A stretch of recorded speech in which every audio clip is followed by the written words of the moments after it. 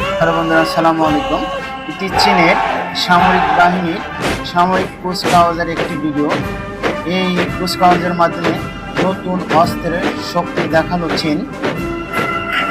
বেজিংয়ের তিয়ানআনমেন স্কয়ারে চীনের ইতিহাসের সবচেয়ে বড় সামরিক কুচকাওয়াজে বিশ্বকে শান্তি ও সংলাপের পথে হাঁটার আহ্বান জানিয়েছেন চীনা প্রেসিডেন্ট শি জিনপিং।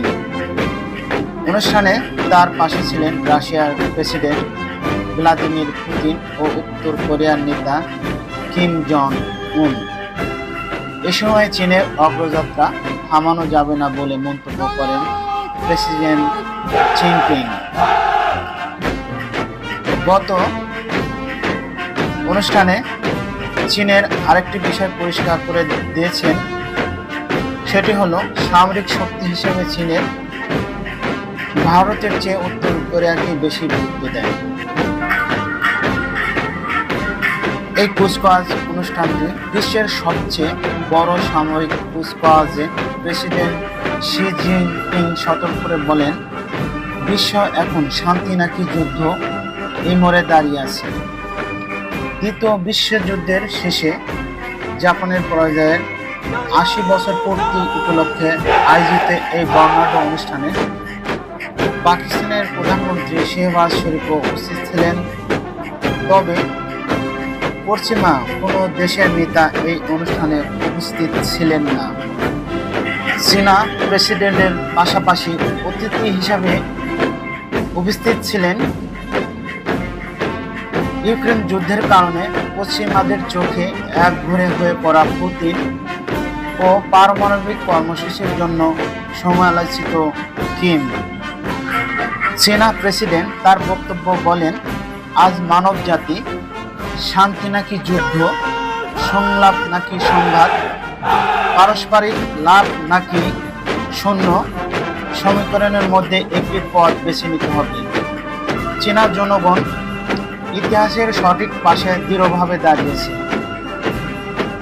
এর আগে খোলা গাড়িতে দাঁড়িয়ে শি জিনপিং সেনাদের সালাম গ্রহণ করেন এবং মিসাইল, ট্যাঙ্ক, অত্যাধুনিক লেজার অস্ত্র গ্রহণ সহ আধুনিক সামরিক সরঞ্জাম পরিদর্শন করেন। আকাশে হেলিকপ্টার ও যুদ্ধ বিমানের মহড়া চলে। ৭০ মিনিটের এই শোভাযাত্রার শেষে আকাশে উড়ানো হয় ৮০,০০০ শান্তির কবুতর ও রঙিন বেলুন।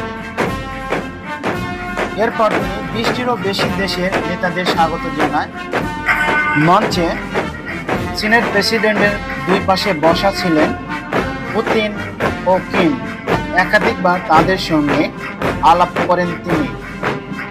শি জিনপিং দ্বিতীয় বিশ্বযুদ্ধকে চীনের মহা পুনর্জাগরণের বাঁক হিসাবে উল্লেখ করে বলেন, জাপানি আগ্রাসন থেকে উঠে এসে চীন এখন অর্থনৈতিক ও ভূ রাজনৈতিক শক্তি। তিনি আবারও শক্তির রাজনীতি ও আধিপত্যবাদ এর বিরুদ্ধে ঐক্য আহ্বান জানান। যুক্তরাষ্ট্রকে লক্ষ্য করে পরোক্ষভাবে তিনি এই ইঙ্গিত দিয়েছে বলে মনে করেন বিশেষজ্ঞরা। বিশেষজ্ঞদের মধ্যে এই আয়োজন শুধু সামরিক শক্তি প্রদর্শন নয়, বরং ঘরের বাইরে দেশপ্রেম জাগিয়ে তোলার কৌশল। একই সঙ্গে রাশিয়া ও উত্তর কোরিয়ার সঙ্গে প্রতিরক্ষা সম্পর্ক ঘনিষ্ঠ হওয়ার সম্ভাবনার ইঙ্গিত বহন করে। বিশ্লেষকরা নজর রাখছেন এই তিন দেশের নতুন প্রতিরক্ষা সহযোগিতার ইঙ্গিত দেয় কিনা। জুন ২০২৪-এ রাশিয়া ও উত্তর কোরিয়ার মধ্যে স্বাক্ষরিত প্রতিরক্ষা চুক্তি এবং বেজিং পিয়ংইয়ংয়ের সম্ভাব্য জোট এশিয়া প্রশান্ত মহাসাগরীয় অঞ্চলের সামরিক ভারসাম্য পাল্টে দিতে পারে।